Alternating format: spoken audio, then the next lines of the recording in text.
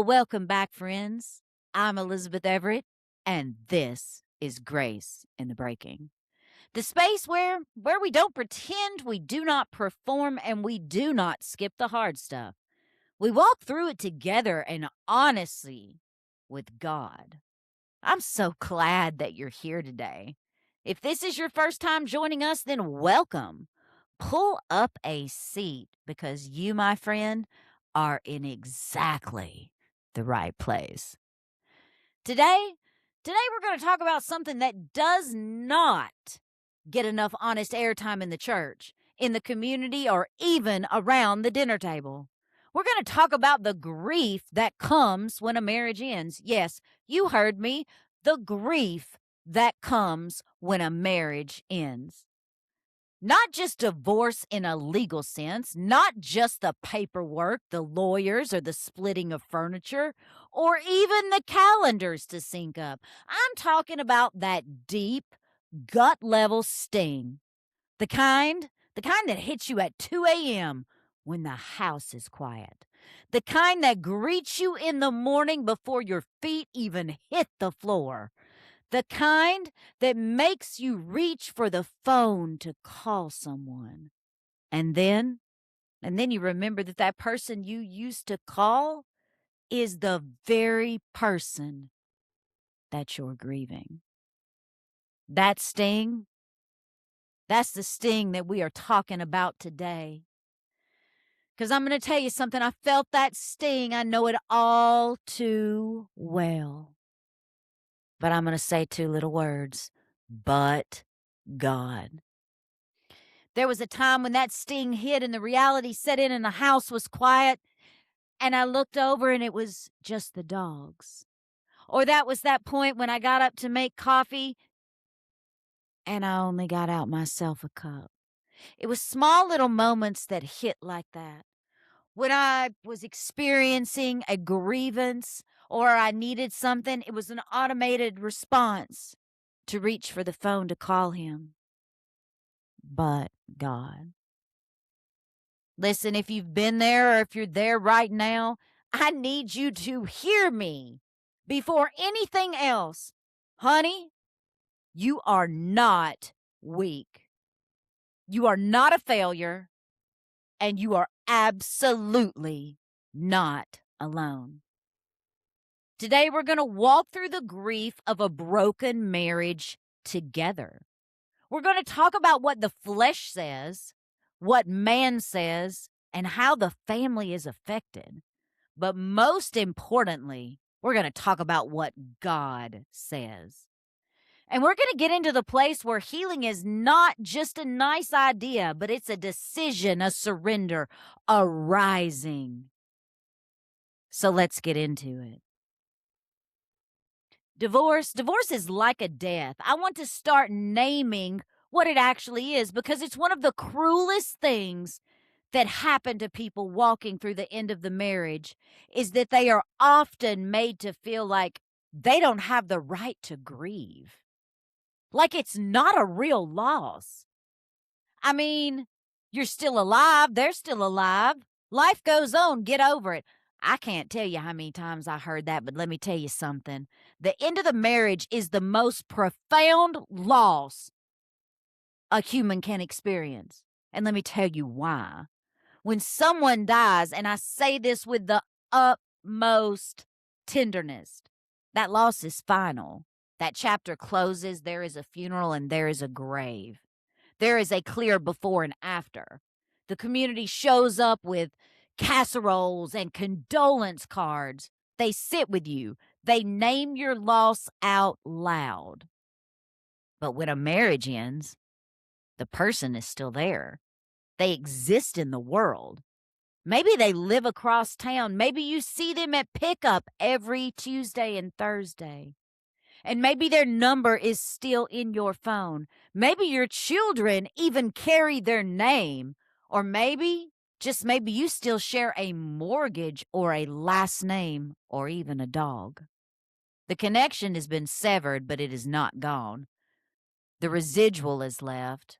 And that residual, it is a piece of grief that keeps asking to be felt over and over again in ways that a traditional death does not demand.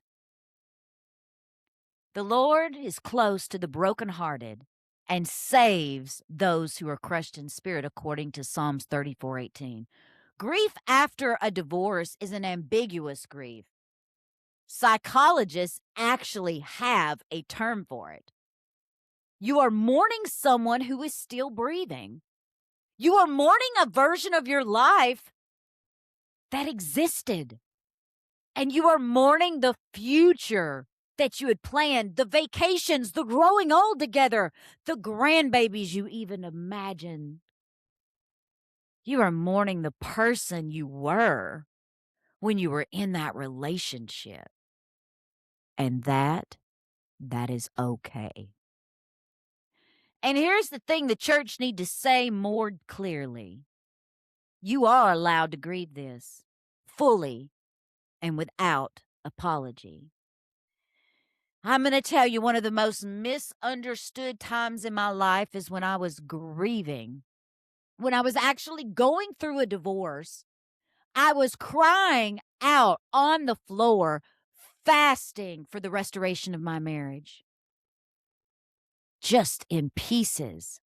I was grieving the loss of what could have been, what should have been, or what had been. I did not know who I was, not being his wife.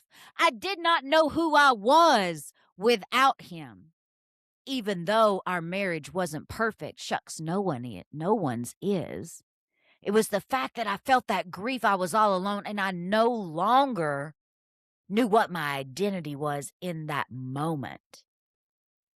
And that was a hard loss for me. When people saw me crying, friends, yes, I probably talked about it more than I needed to. But I was grieving, and I'm not going to apologize for it. I was told, get over it.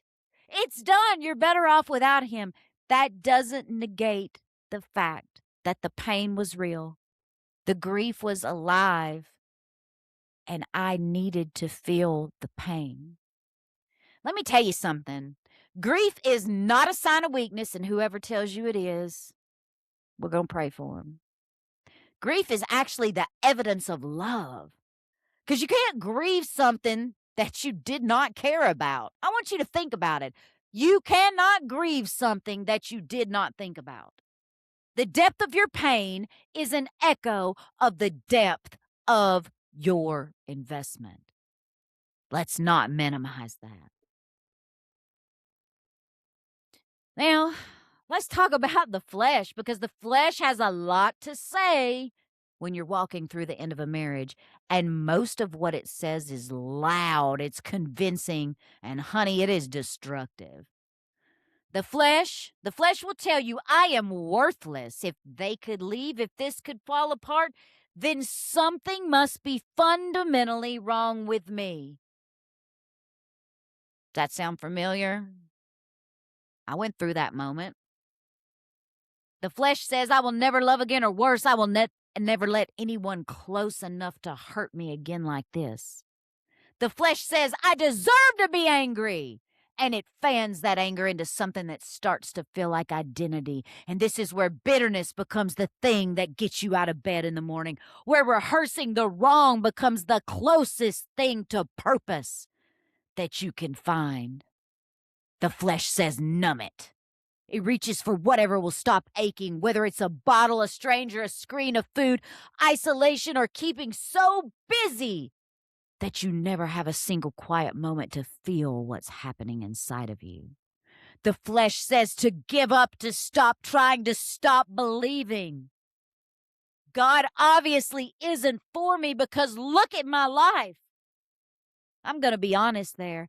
I went through all of those emotions, but that is what the enemy does. He whispers to us that we aren't enough. He whispers to us, you should have done this better. The what ifs, the what ifs, the what ifs. He even gets us to say word curses upon ourselves. But I'm here to tell you right now, there's power of life and death in your tongue. And what God does for one, he does for us all. He's no respecter of persons. So I declare and decree that you are healed. I declare and decree that God is with you.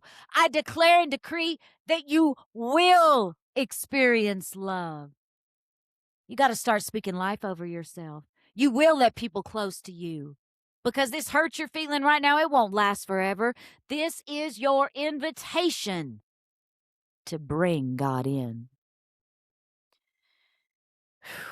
Man, I want to speak directly to whoever is listening right now who has been living in the flesh's narrative. I want you to hear me. Those voices that you're hearing, those whispers of lies about yourself, they are not true. That is trauma talking.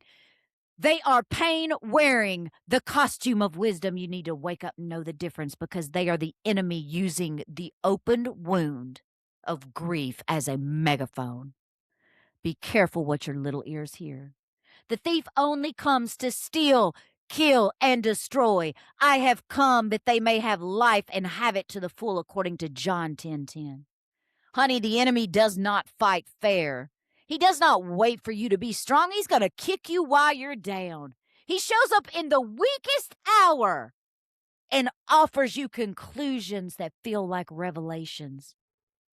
Honey, do not, I repeat, do not accept them.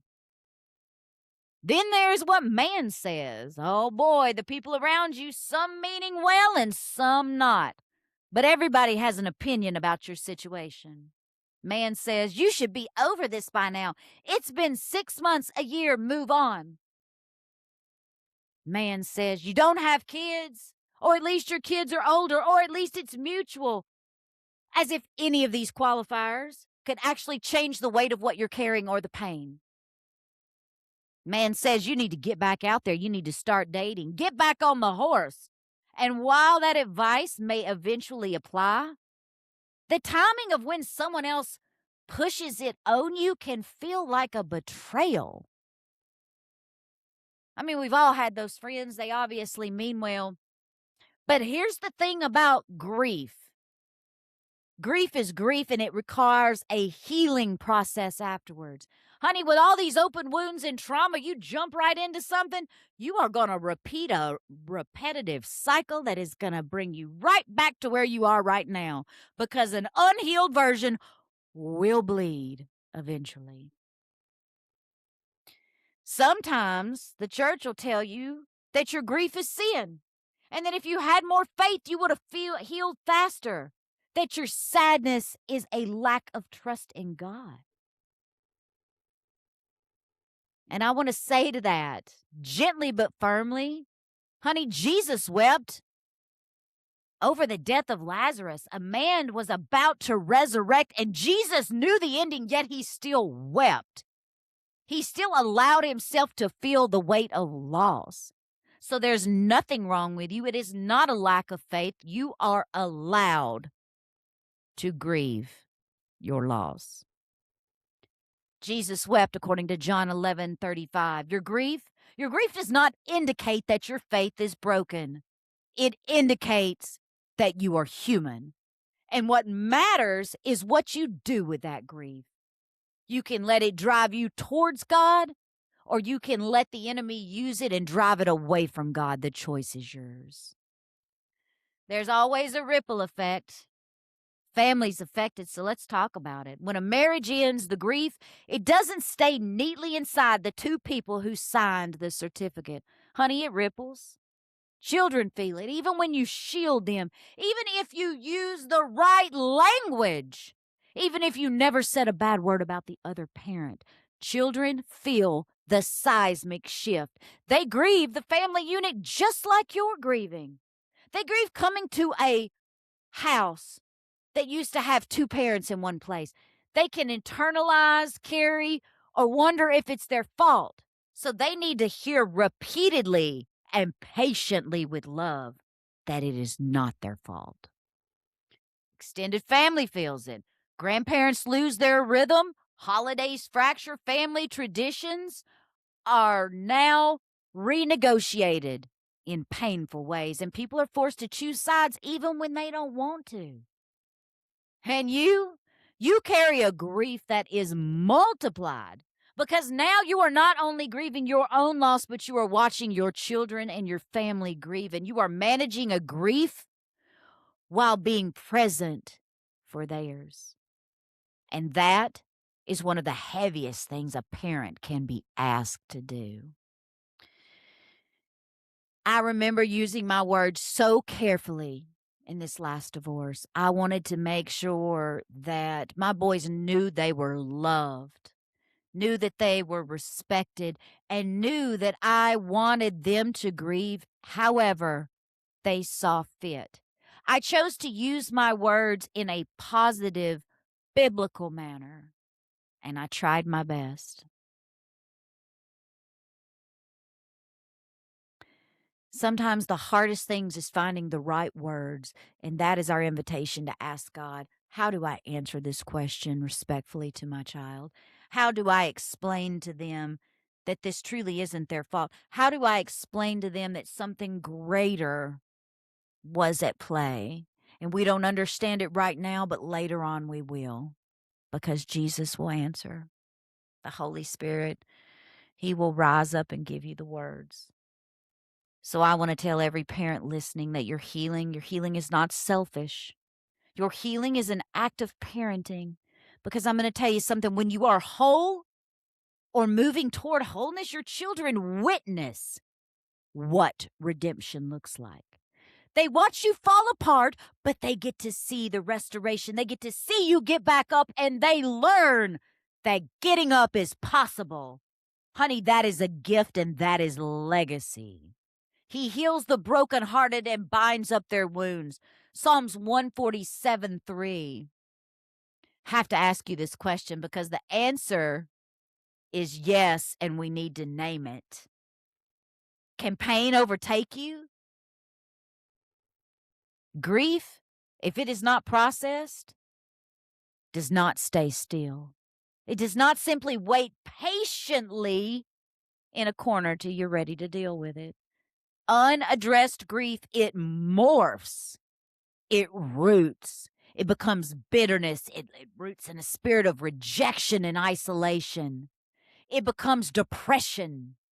That bitterness starts serving everyone around you, and even without realizing it. It becomes a story you tell yourself so many times that you harden your own identity. I've seen people, beautiful people, gifted people, spend years in anguish. Not because they were weak, but because no one ever told them that they were allowed to feel it, to live it, and then to move on. There's a season for mourning. Ecclesiastes tells us that there is a time for everything, including a time to mourn. That season is real. That season is necessary. You can't skip it. You can't heal when you haven't let yourself feel. There is a time for everything and a season for every activity under the heavens, a time to weep and a time to laugh, a time to mourn and a time to dance. Ecclesiastes 3, verses 1-4. But there is also a time when mourning must give way to the rise of the sun, when you must pick up and take the next step.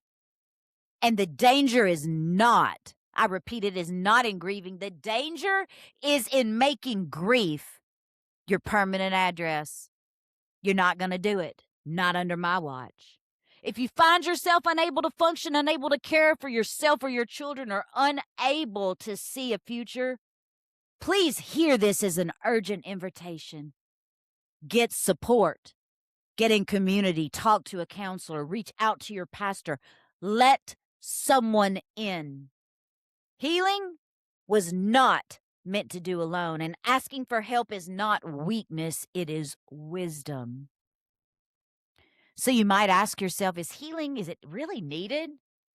I want to pause on this question because I've heard people say, sometimes even proudly, I don't need to heal.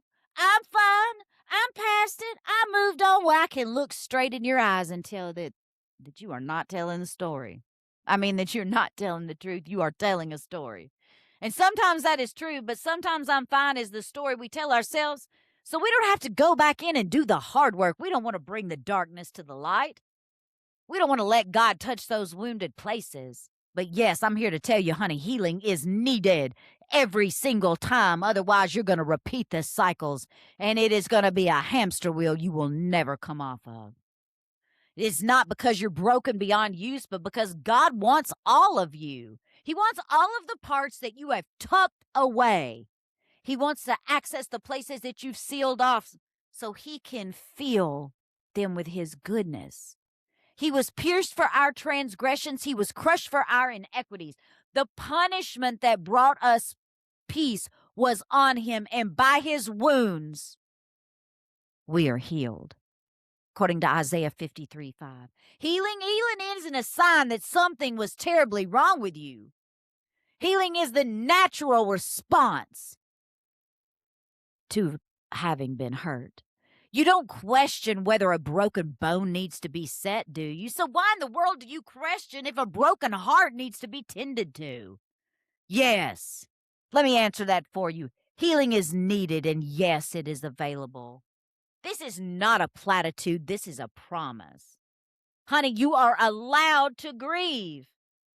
I want to take a moment and simply give you permission right now. You can grieve. If no one else has said this into your life, I'm saying it now. You are allowed to grieve. You are allowed to cry. You are allowed to be angry as long as you don't sin in that anger. You are allowed to feel the weight of what was lost without pretending it wasn't significant. You are allowed to not be okay right now. You are allowed to cry.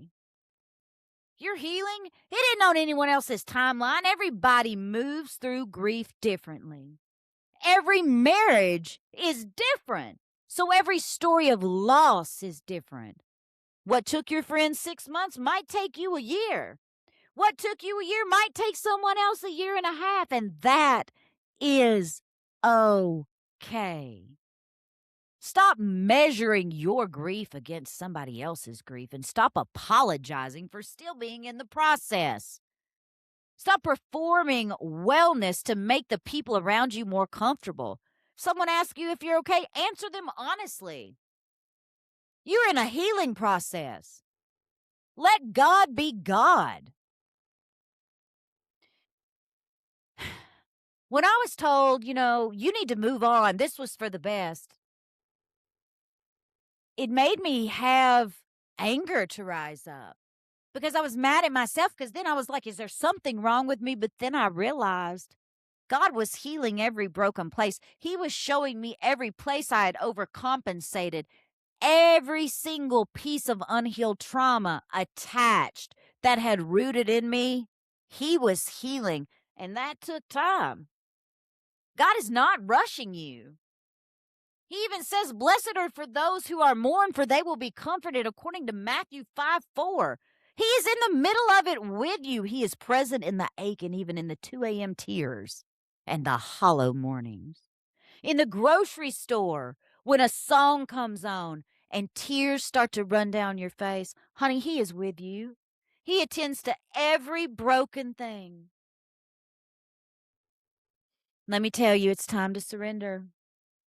But here's where I have to shift gears, because grace without truth is incomplete. You are allowed to grieve, but you cannot lay in anguish forever. There comes a moment, and you will know when it arrives, where grief stops being something that you are walking through and starts being something the enemy is using to keep you down. Recognize the difference. When sorrow becomes a suit that you wear every day, or when the pain becomes identity instead of your season. These are seasons. Don't mistake and get stuck and lost in that. God will tell you when it's time to move. He isn't asking you to feel better. He's asking you to surrender. Surrender the anger. Not because the anger is illegitimate. It may be entirely justified, but because he knows that that anger will weight you down and destroy you. Forgive and you will be forgiven. Forgiveness is not saying what happened was okay, but forgiveness, it's refusing to let what happened keep you captive. Think about that. Surrender the bitterness, because the bitterness is a slow poison that roots and it eventually hurts everyone around you. Surrender the what ifs and the what if I had only done this? Quit replaying every choice, every conversation, and every moment that comes to your mind. That is the devil. You can't go back. God is not back there. God is here calling you forward. So move. Forget the former things. Do not dwell on the past. See, I am doing a new thing. It rises up. Do you not perceive it? I am making a way in the wilderness and streams in the wasteland, according to Isaiah 43:18-19. Do you see it? God is not waiting for your past to make sense before he builds your future. He's already working. He's making a way through this wilderness in your grief now. He's with you. You've survived till this day. What makes you think he's not in it for the long haul? But honey, put your shoes on and get ready to move, because I'm about to say something direct. With all the love I have, get up. It's time to rise. Not because the pain is gone, not because everything is resolved, and not because you have all the answers, but it's time to get up. You are designed to rise. The day that I decided to get up and let God, I realized that his ways were higher, that he had seen things that I didn't, and that this uncomfortable feeling wouldn't last forever. This pain wouldn't last forever. And I'm going to tell you something. Then I started realizing he was revealing to me all these places that I had carried trauma way before my marriage that needed to be healed. Because that's how good the Father is. So when you open yourself up to him in surrender, he gives you rest. It's time to move. It's time to rise. I want to speak to you now like someone who has been where you are and has watched God move in every broken place in my life.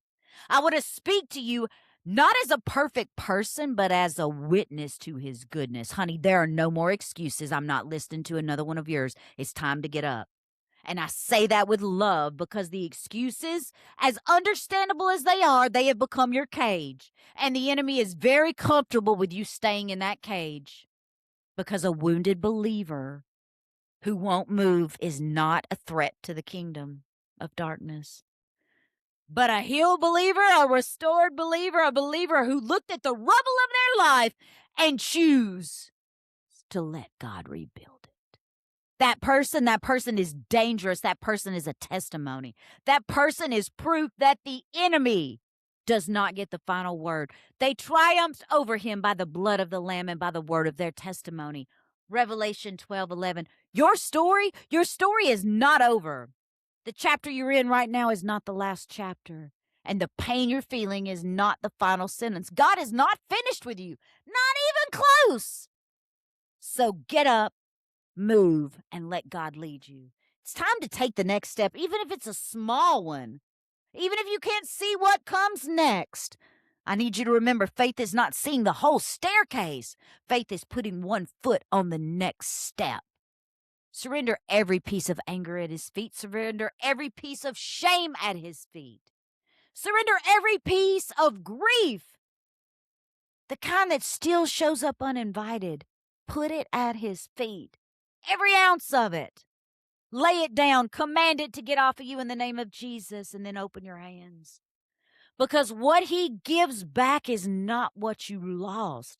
It is something new, something he has been preparing for you while you've been in the valley. He is faithful. Oh, he's been faithful then, and he'll be faithful now. He will give you beauty for ashes, joy for mourning, and praise for despair, because that is your portion. That is your promise, not the lies of the enemy, not the worthlessness, the never again, the too broken. Honey, I've told you once before, and I'm going to tell you again. Joy is your portion. Your portion is peace, and it is time to take back what the enemy stole. It's time to let God reveal you again. Woo, I want to tell you, God knows exactly who you are. He has not forgotten you. He made you on purpose, with a purpose, for a purpose. And nothing that happened in that marriage or after that marriage has changed his heart or the original intent he has for you. For I know the plans I have, declares the Lord, plans to prosper you and not to harm you, to give you a hope into a future. And as you surrender, as you heal, and as you begin to move, you're going to find that God is revealing you again, not the old version, but honey, the version you were before the pain, something new, refined. You've walked through the fire and now you're coming out without the smell of smoke. He's restoring the joy, not a fragile, circumstance dependent joy, but a deep rooted, unshakable joy. Something the enemy can't take because it's not based on your situation, it's based on your God. Where he says, weeping may endure for the night, but joy comes in the morning. Morning is here. For some of you, it's closer than you think. For others, it still may feel far, but honey, it is coming. And when it comes, it will. And you will look back at the last season and know without any doubt it was God who got you through. He never left you. I look back and I see the grace of him and I see his glory over every single day that I thought I couldn't make it, but God. So I want to talk to you about something that doesn't get said enough in conversations about healing. You need a safe space, not just a prayer, though prayer is essential, not just a church, though community is vital. I mean an intentional, protected space where you can go inward without fear of judgment. I'm going to tell I stayed in my Lodabar season a lot longer than I needed to because I was still in isolation and didn't have a community around me that was going through or could support me the way that I needed to feel that support. I created something called Inner Access, and here's what I mean by that. Most of us, when we are hurting, we do two things. We do one of two things. We either shut down completely or we build walls so thick that nothing and no one can get in, including God. Or we spill everything everywhere to anyone who will listen. And then we find out not everyone has the capacity to hold what we're carrying. And that's where church hurt comes in. Inner access is different. It is the intentional act of going in places inside yourself that are still raw, that are still unresolved, and honey, they're still grieving. And doing that in an environment when you are in a safe space, enough to be fully honest with yourself and with God and with trusted others. A safe space, it matters because healing cannot happen at the surface. You can put a bandage over a wound that hadn't been cleaned and it'll look fine on the outside, but underneath it will fester with infection. Damage will go everywhere. That, my friends, is what your unprocessed grief does when it doesn't have a safe space to breathe. Search me, O God, and know my heart. Test me and know my anxious thoughts, and see if there is anything offensive in me, and lead me in the everlasting way. Psalms 139, 23 through 24. That's what inner access is. It's inviting God into the deep places. It's saying, I'm not going to keep you at arm's length anymore, Lord. I'm not going to give you the polished version of my pain. Come into my mess. Come into my confusion because I trust you with it all. If you don't have a safe space right now, I want to challenge you to find one. Ask God to show you because the doors of healing open from the inside. And inner access, the willingness to go there is the key. Now, I want to talk to you about community. It's where the lie loves to whisper to people who are hurting. No one would understand. You should keep this private. Again, this is where your inner access, your community comes, because it's not optional. It's structural. It's load bearing. It's accountability. It's witness, and it's testimony. Isolation, let me remind you, is not safety. It is pain with no witnesses and no way out. Community, the right community, rooted in love, rooted in truth, rooted in God, is where your healing will accelerate. So if you're listening right now and you're doing this alone, please hear this as your invitation. You don't have to white knuckle your way through this grief anymore. It's okay to feel, but you need to get up. You need to find your people. You need to find a church home. You need to find a group. You need to find a community. Healing was always meant to happen together. And before we go, I want to leave you with this. You are not defined by what ended. You are not defined by what was said about you or what was done to you. You are defined by the God who made you, the love that redeems you, and the future that is still unwritten. So I need you to grieve well, surrender fully, and rise completely. If this episode spoke to you today, share it with someone who needs it. Leave me a review, but know that I love you. God loves you. And until next time, get surrendered, reach out to God, and stay grounded.